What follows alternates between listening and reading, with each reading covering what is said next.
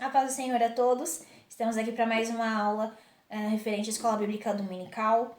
Temos como a nossa revista base aqui a revista Betel para adultos, como título Transformando as Adversidades em Cenários de Milagres e Vitórias.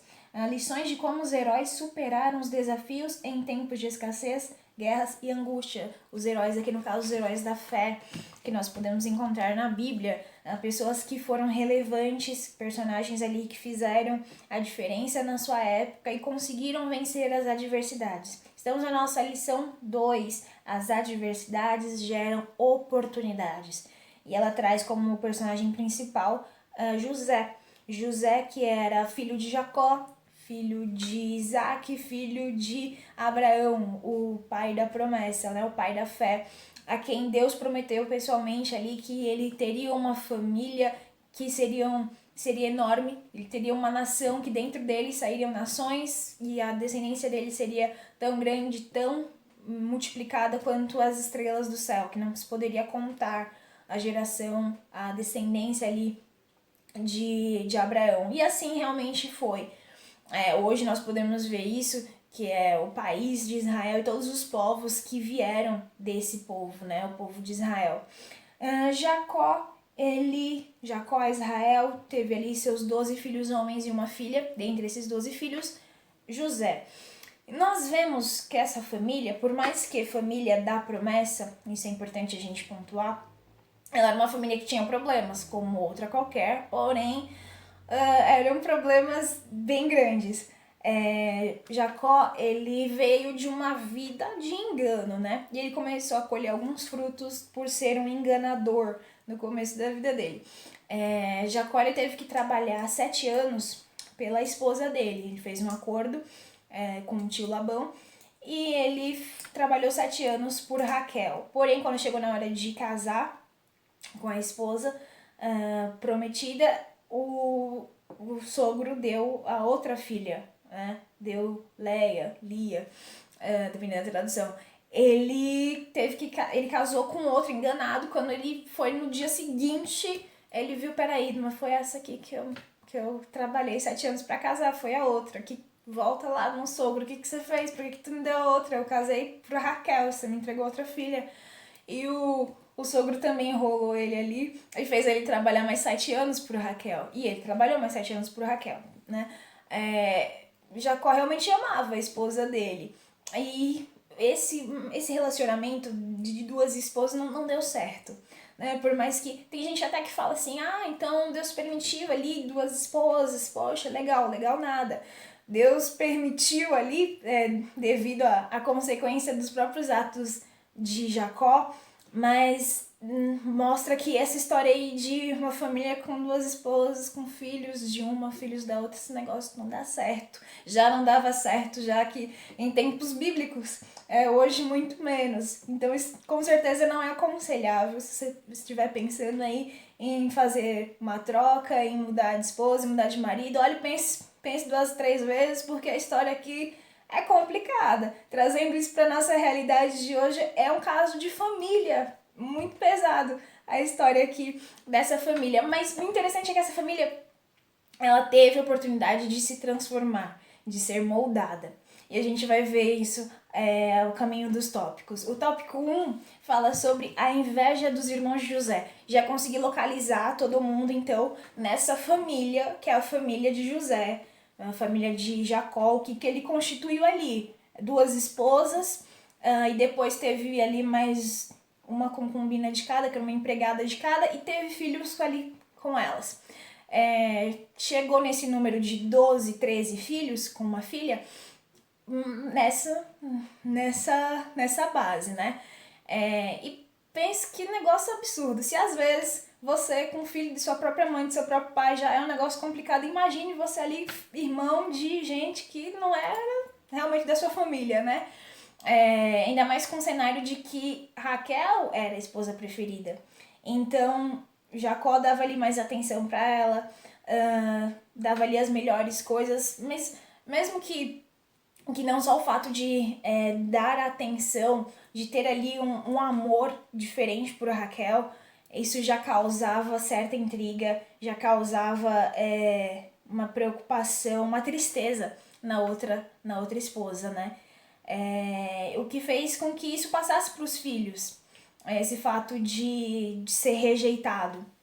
Então, os irmãos de José, eles também tinham essa visão de que eles estavam sendo rejeitados pelo pai, de que o pai preferia José. E realmente, o tratamento que Jacó tinha com esse filho era diferenciado, por ser uma questão de que ele amava mais a mãe de um do que a mãe dos outros. Isso causou um sério problema, isso causou a inveja, o ciúme dentro da família ali de Jacó. E os filhos fizeram uma coisa muito ruim. A crise familiar chegou a pontos passionais, né? Coisa de jornal, telejornal bem dramático. Essa família, em certo momento, os irmãos mais velhos, 11 irmãos mais velhos estavam trabalhando, os 10 irmãos mais velhos. Jacó era o penúltimo e tinha o mais novinho, Benjamin, que não aparece muito aqui na história de José, que eles só vão se reencontrar no final, porque Benjamin aqui é criança, é bebê ainda. José vai, amando de seu pai pede para que ele vá ver como os irmãos estão, se os irmãos estão realmente fazendo aquilo que ele havia mandado os irmãos fazer, os filhos fazerem, e Jacó vai lá verificar, fiscalizar o trabalho dos irmãos dele. E isso, eles já não gostavam do irmão. Ainda vem e vê o irmão vindo para contar alguma coisa pro pai. O sentimento ali de inveja e de ciúme foi muito grande e eles tramaram contra a vida de José. Eles decidiram matar o irmão, queriam matar o irmão. Só que eles pegaram o irmão e colocaram o irmão dentro de um poço sem água. Ficaram ali discutindo. Um deles, Rubem, ainda falou: não vamos fazer uma coisa dessas com o menino e tal. Vamos ver uma outra coisa. Mas a maldade deles era muito ruim, né? O sentimento de inveja, o ciúme era muito grande. A crise, eles vieram de uma vida. José, ele devia ter uns 13 anos. Eram 13 anos que eles estavam vendo o pai dele preferindo outro filho, né? E isso gerou em todos ali um sentimento mútuo de raiva, de inveja, de ciúme, coisa muito pesada. E eles decidiram ali vender. Passou uma caravana de ismaelitas e eles pegaram o irmão dele e venderam o irmão deles como escravo. Pesada essa família, né? Mas era a família da promessa. Por que eu falo que é a família da promessa? Porque é interessante a gente saber que, por mais surpresos que nós fiquemos com uma história dessas, isso não surpreende a Deus, né? Deus, quando escolheu Abraão, ele sabia que os descendentes dele trariam essa dor de cabeça, fariam essas coisas, porém, isso não fez com que Deus mudasse os planos, escolhesse outra família, uma família menos problemática. Fez com que Deus trabalhasse no coração deles para que eles fossem transformados. E isso é importante a gente entender, né? Que não existem pessoas, seres humanos perfeitos, mas que nós somos moldados ao longo do tempo, ao longo dos anos. E que Deus, ele não desiste da obra dele. É importante a gente ler Filipenses capítulo 1, versículo 6, que vai falar exatamente isso. Que a boa obra, ela será concluída, que aquilo que Deus começou, ele irá aperfeiçoar. Vamos abrir aqui em Filipenses, capítulo 1, verso 6. Tendo por certo isto mesmo, que aquele que em vós começou a boa obra, a aperfeiçoará até o dia de Jesus Cristo. Então, por mais que essa família fosse a família escolhida, eles não estavam perfeitos. Eles precisariam ali ser moldados. O coração dos irmãos de José precisava realmente de uma mudança. Eles precisavam de mudança de caráter. E Deus proporcionou isso para eles ao longo dos anos. E proporcionou também para José. Grande aprendizado. Vamos para o nosso tópico 1.2. A inveja não pode te parar. Por mais que eles tivessem esse pensamento rancoroso de querer ceifar a vida do irmão deles, eles não podiam, porque não era plano de Deus. No capítulo 37 de Gênesis, nós vemos que José tinha sonhos, e que os sonhos sempre colocavam José num patamar elevado dos seus irmãos. isso causava também mais raiva, mais inveja na família, porque eles sentiam que era algo que ou que ele desejava ou queria acontecer. E só esse pensamento de que o outro pudesse ser maior do que um deles, isso já era horrível. Isso já era um sentimento muito ruim. A estrutura das famílias aqui nesse período era totalmente hierarquizada. Então, o irmão mais velho, ele tinha mais poder, ele tinha mais riquezas, ele tinha ali para si maior honra, né, o primogênito.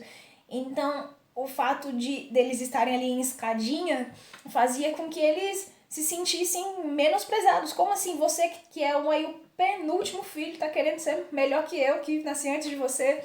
Esse aí era o pensamento. A gente pode ver que era uma questão ali humana, né? Em que momento nenhum nós vemos um espírito maligno que se apoderou de nenhum deles. Não, era ali o ser humano. O próprio ser humano querendo proteger a si mesmo, né? Querendo manter o seu ego, o seu egocentrismo. Mas os planos de Deus eram outros. E por mais que eles pensassem ali, queriam parar os sonhos de José, que José não seria grande, que José seria escravo, eles não conseguiram atrapalhar os planos de Deus na vida de José. O nosso tópico 1.3, seus adversários irão tentar fazer você parar. Nós vamos ler então o Salmo 27, capítulo do versículo 1 ao versículo 3. A gente já leu Filipenses, vamos agora para Salmos. Salmos capítulo 27, do verso 1 ao verso 3. O Senhor é a minha luz, a minha salvação, a quem temerei? O Senhor é a minha força, a força da minha vida, de quem me recearei? Quando os malvados, meus adversários e meus inimigos se chegaram contra mim para comerem as minhas carnes, tropeçaram e caíram. Ainda que um exército me cercasse, o meu coração não temeria. Ainda que a guerra se levantasse contra mim, nisto confiaria. Um salmo de Davi, em que Davi está no momento ali que ele é cercado, mas que ele sabe que por mais que os seus adversários tentem batalhar contra ele, ele estaria ali firme nas promessas de Deus, que as promessas de Deus seriam cumpridas, realizadas na vida dele. Davi também passa por um momento em que ele é invejado.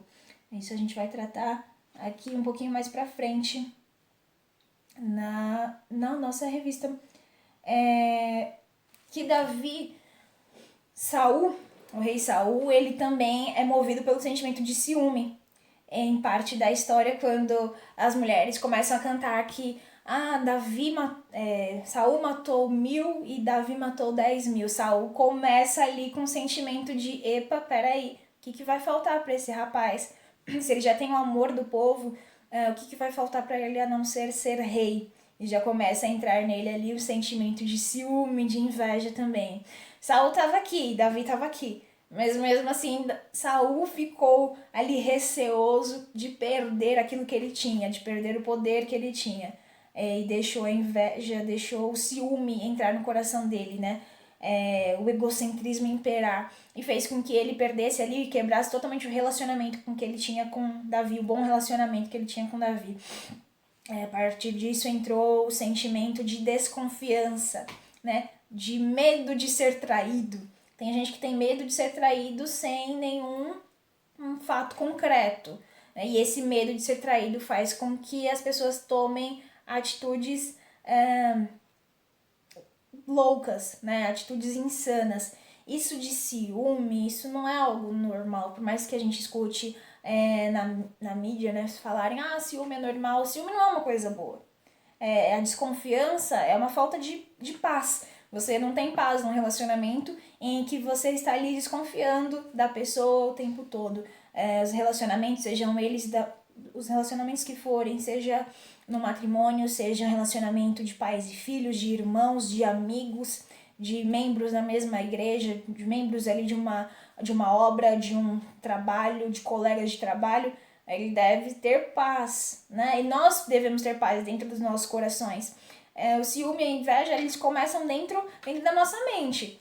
Muitas das vezes é coisa da nossa cabeça. Por mais que existam ali na sua cabeça seja totalmente plausível, como era na cabeça dos irmãos de José. Poxa, ele falou que teve sonho. Será que esse sonho foi revelação de Deus mesmo? Ou será que ele só tem mania de grandeza? Isso já perturbou eles e trouxe um sentimento ruim, né? Se a gente fosse olhar para a família de José e desse um outro caráter para os irmãos dele, desse uma outra atitude, se pudesse lá escrever a história de uma forma, de uma atitude correta dos irmãos de José, seria de ajudar o menino, né? De pensar, poxa, será realmente que ele vai ser aí escolhido para guiar a família? Poxa, ele falou que teve esses sonhos. Será que realmente esse sonho é de Deus? Eu vou ajudar o meu irmão. Isso seria uma atitude de amor, né? Vou abençoar o meu irmão, vou proteger ele, vou ajudar no que ele precisa, para que a nossa família cresça. Esse seria o pensamento correto. E não diminuir o outro. O pensamento do cristianismo é totalmente esse, de comunhão, de unidade, de colocar o próximo acima de si, de servir ao próximo. Se nós formos pensar quão realmente são maravilhosos os mandamentos, nós temos como os principais amar a Deus sobre todas as coisas e amar ao teu próximo como a ti mesmo. Esse segundo mandamento nos bloqueia para qualquer outro pecado. Nós contra os seres humanos. Quando a gente ama o próximo, coloca ele como a si mesmo, pensa na profundidade que é isso. Deus, ele sabe o quanto nós nos amamos a nós mesmos. Que a pessoa aí que você mais ama talvez não seja a sua família, talvez não seja seu marido, sua esposa, como a gente gosta de falar, o filho, a filha, o pai, a mãe, não, é você mesmo. Né? E a gente ama o outro porque o outro nos faz bem.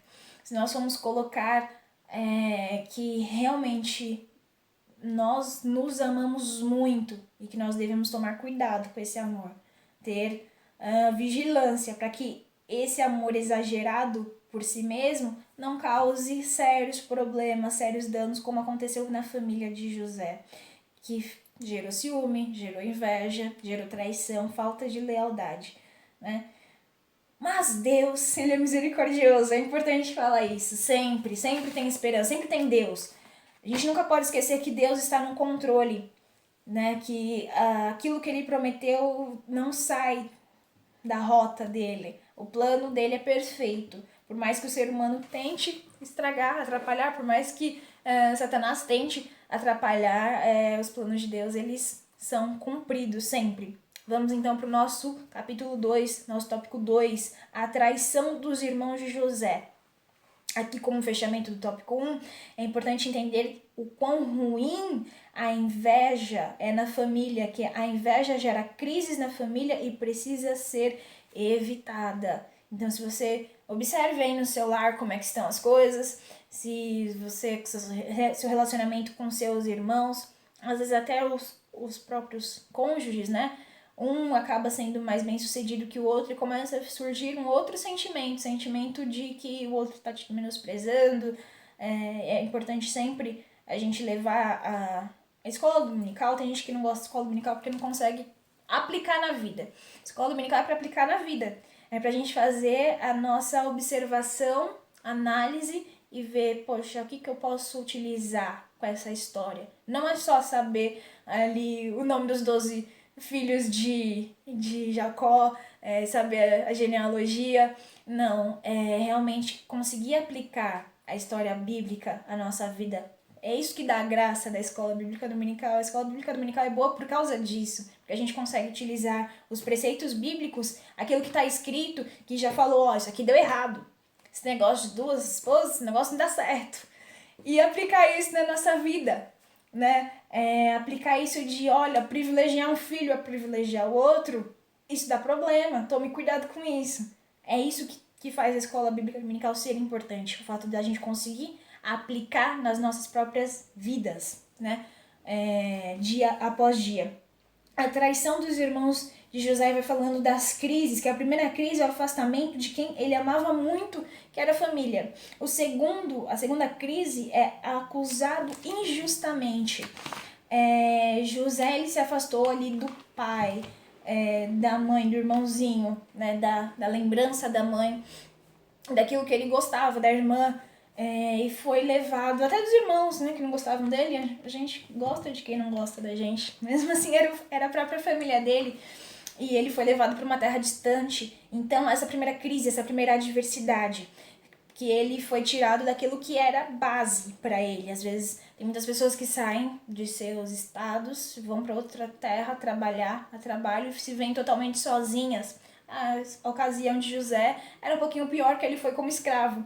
Ele foi para trabalhar também, mas ele foi para trabalhar sem receber. Ele foi para sofrer, e sofreu também no trabalho. Fala que ele foi vendido para os ismaelitas, e ismaelitas também que eram da família, hein? Vamos pontuar aí.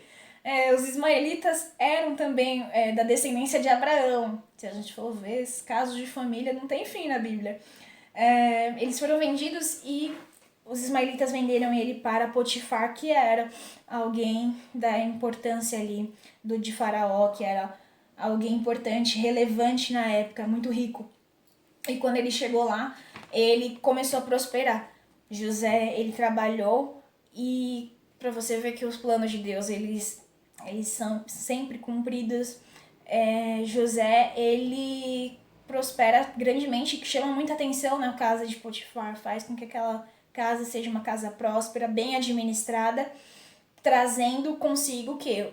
Aquilo que ele aprendeu lá com seu pai, lá com a sua família, que era uma família próspera, porque era uma família abençoada por Deus. Então ele levou isso com ele, fazendo as coisas corretamente, agindo de maneira correta, administrando bem as riquezas ali de Potifar.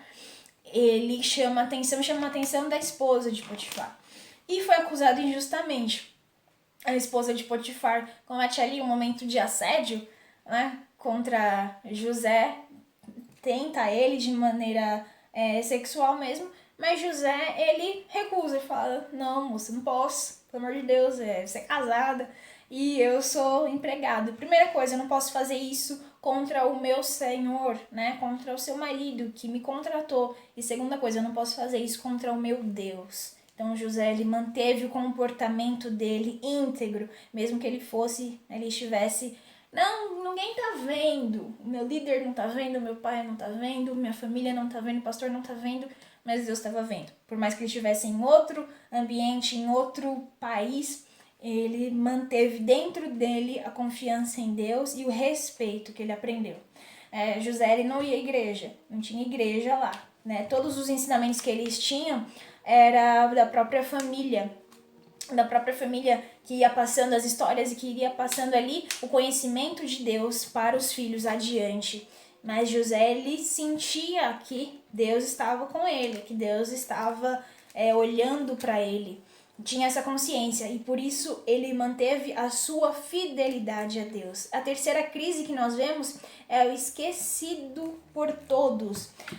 José, ele, quando a esposa de Potifar deu em cima dele, literalmente, e ele recusou, ela agarrou ali ele e ele saiu correndo. E ela falou que ele que tinha assediado ela, né? Acusou José de estupro, ele foi preso. Então, primeira crise que José teve foi ser abandonado. Primeira crise, afastado de quem amava. Segunda crise, acusado injustamente. A esposa de Potifar acusou ele injustamente de um crime que ele não cometeu, pesadíssimo. E a terceira crise, esquecido por todos. Ele foi esquecido na prisão. Ele fez ali um bom ato quando o copeiro do rei e o padeiro do rei de Faraó foram presos. Eles tiveram sonhos e ele descreveu ali, deu a interpretação dos sonhos dos dois. Diz que um viveria e que o outro morreria.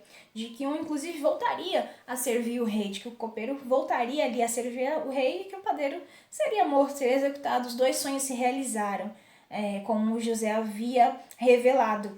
E ele disse ao copeiro, olha, quando você voltar lá para servir o rei, lembre-se de mim, lembra que eu tô aqui, que eu fui preso injustamente, fala de mim, fala que eu sou um cara legal, que fiz essa prisão um lugar melhor para se viver, que essa é interessante, né?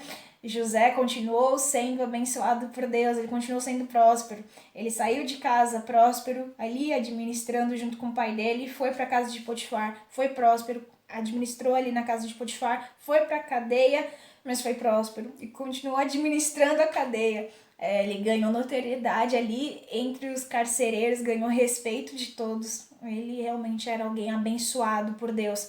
Mesmo no momento de adversidade, isso acabou se transformando em uma oportunidade. E ele foi esquecido também pelo copeiro. O copeiro esqueceu ele lá por alguns anos. Mas não existe essa coisa de ser esquecido.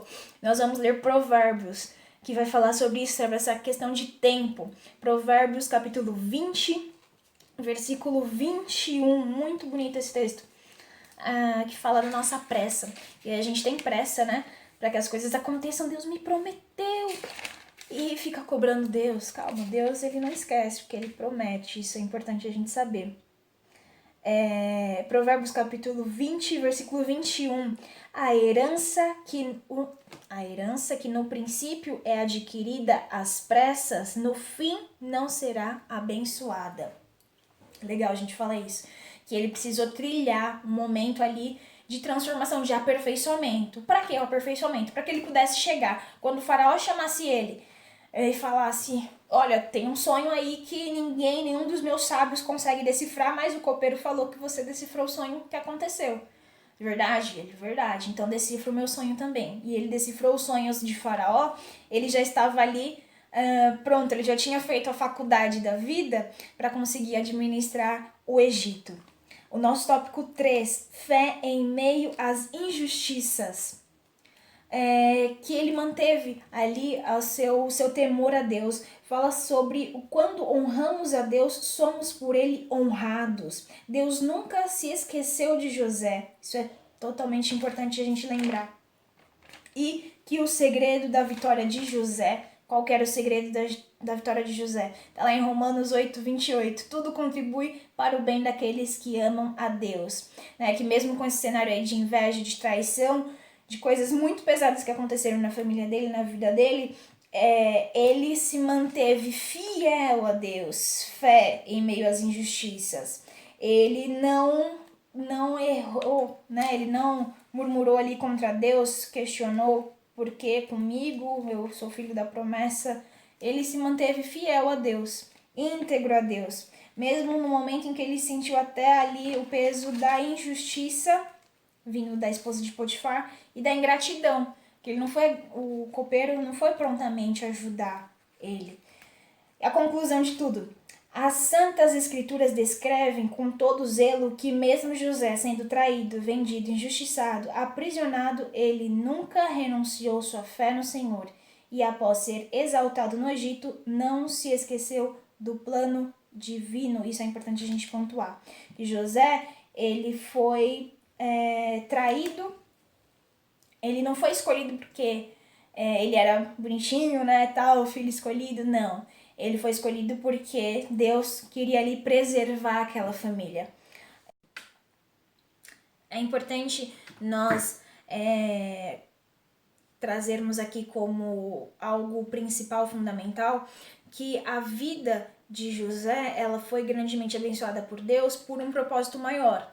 Não foi uma escolha fútil de Deus ter ali pego José para ser um cara que iria se sobressair sobre a família dele, sobre os irmãos dele. Não foi uma escolha boba, foi a respeito de preservar e abençoar aquela família e as demais famílias. Por quê? Deus estava vendo ali que no futuro viria um momento de grande fome, que foi o sonho descrito por José, né, interpretado por José, de Faraó, os sonhos de Faraó, né, as espigas boas, as espigas mirradas, das vacas magras, das vacas gordas, 7 vacas magras, 7 vacas gordas, de momentos ali de bonança e momentos que eles passariam por escassez.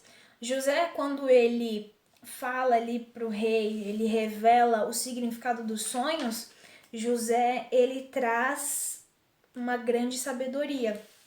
E é bonito que o faraó, ele vê isso e ele observa, ele diz, poxa, quem eu vou encontrar para administrar o reino, administrar os bens do reino com maior sabedoria e maior contato com o divino do que você, né? Do que você, José. Quem vai ser melhor do que você? E ele encontra, Deus mostra ali pro faraó que José é competente sim para administrar os recursos do reino, para que eles passassem por aquele momento de aflição. E o faraó, todo o Egito passou muito bem por isso.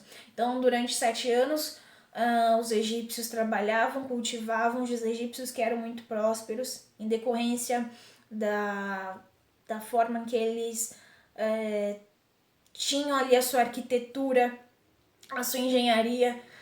O Egito é basicamente um oásis no deserto. Ele é descrito por muitos autores como um oásis no deserto, que devido ao rio Nilo, que é a principal fonte hídrica, principal fonte de água ali da região, eles construíram canais. Então eles conseguiam ter diversas plantações, mesmo longe do rio, eles tinham água. O que essa sabedoria deles fez com que eles fossem um povo que permanecesse. O povo de Israel, no caso que ainda não era Israel, Jacó, a família ali, eles eram praticamente nômades, por mais que eles estivessem acampados em um lugar, um terreno, tivessem ali as suas casas, o seu gado, os seus bichinhos, eles ainda tinham que pegar os animais e levar para um lugar, porque não tinha água, tinha pastagem, e levar para o outro. Os egípcios não, eles se fixaram, eles vieram com um pensamento diferente, de fazer um lugar fixo. Eles tinham realmente uma sabedoria à frente do tempo, tanto que hoje a gente consegue observar isso aí pela questão da arquitetura do Egito, toda a engenharia que eles tiveram ali para construir as pirâmides, mas para realmente sobreviver ao longo dos anos, né?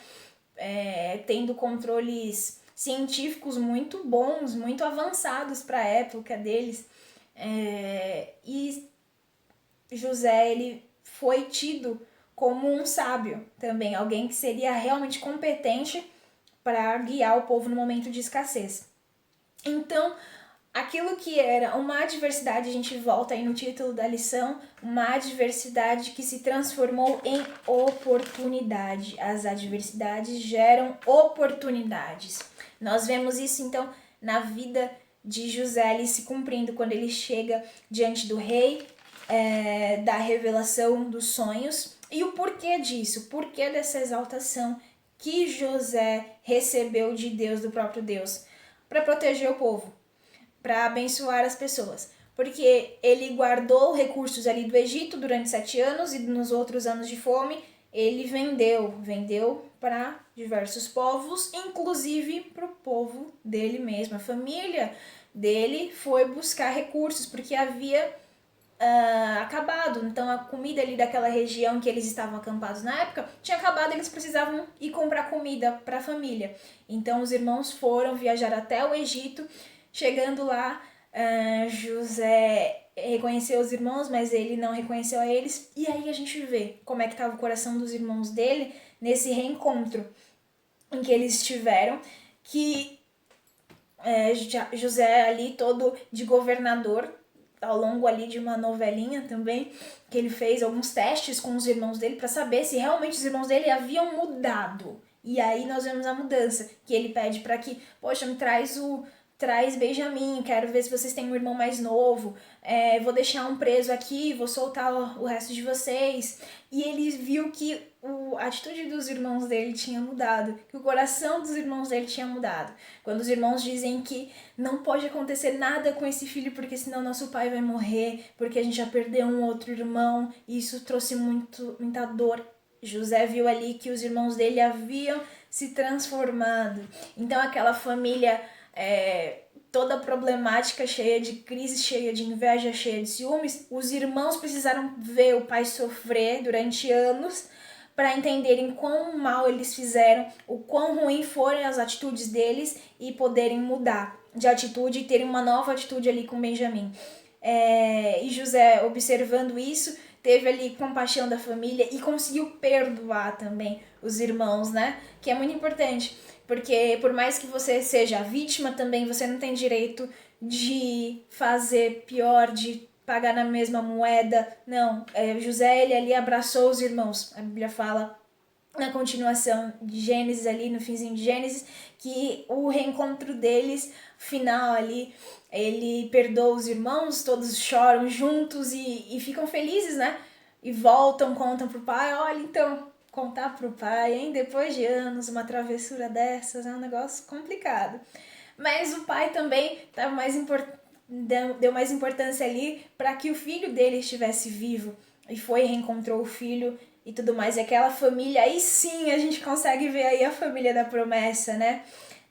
Por mais que as nossas vidas às vezes pareçam um momento de loucura, de caos, se a gente se manter nos caminhos de Deus e permanecer sendo fiéis à palavra de Deus e fiéis à promessa de Deus, ele vai cumprir coisas grandiosas na nossa vida, né? Voltando aí, o que fez José permanecer e ser alguém de destaque, fazer das adversidades dele oportunidades, a fé em meio às injustiças. O fato dele conseguir ser... Quando honramos a Deus, somos honrados por Ele. Muito bonito esse tópico 3.1. Deus nunca se esquece de José. Quando a gente honra a Deus, a gente tem que entender isso, né? Deus não se esquece de nós. E nós não devemos ter pressa, como nós lemos em Provérbios 20, de correr e querer fazer as coisas do nosso jeito. Porque o segredo da vitória realmente é isso, de permanecer, de confiar em Deus. Vamos aqui ler mais uma conclusão. José foi honrado, mas não soberbo. Ele perdoou seus irmãos e abençoou a sua família, pois dessa família seriam abençoadas todas as famílias da terra. Foi dessa família aí que, a princípio, era uma família muito conturbada, cheia de crises, que vieram as 12 tribos, que cresceram no Egito, e depois foram guiadas por Moisés até a terra prometida, guiadas por Josué e mantidas ali por Deus, pelos juízes, pelos reis, até a vinda de Jesus Cristo, né? Vieram todos os profetas, olha que grande país que não saiu. O povo de Israel com características também parecidas, né? Teve muita... Se a gente for ler aqui o começo da Bíblia, o povo de Israel era um povo escolhido, mas que fazia muita besteira. E nós também somos assim nos nossos dias, se a gente fosse analisar a nossa vida escrita, o que nós poderíamos dizer da nossa vida. Mas assim como Deus fez na família de Jacó, ali com seus 12 filhos, na vida de José, na vida do povo de Israel, ele tinha um objetivo maior, que era a vinda do Messias, que era a vinda de Jesus Cristo. E que ele foi misericordioso e bom, e fez com que as pessoas fossem transformadas ao longo do caminho. E assim também será a nossa vida. Como nós lemos ali em Filipenses 1, capítulo 1, versículo 6, aquilo que Deus começou, a boa obra que Ele começou nas nossas vidas, Ele é fiel para cumprir, Ele é fiel para terminar. Então, Deus, Ele é fiel, Deus, Ele é misericordioso, e Ele faz com que a gente seja transformado, contanto que nós estejamos abertos a essa transformação. Contanto que nós estejamos pedindo, Senhor, transforma a minha vida, né? Tira de mim os caminhos maus, aquilo que não pertence a Ti, para que eu seja uma pessoa que seja abençoada, que possa abençoar outras pessoas também, que seja uma pessoa que vá contribuir, que vá somar, que vai trazer o bem ali, a prosperidade para todos, né? Fazer coisas boas para os demais, para que a obra cresça.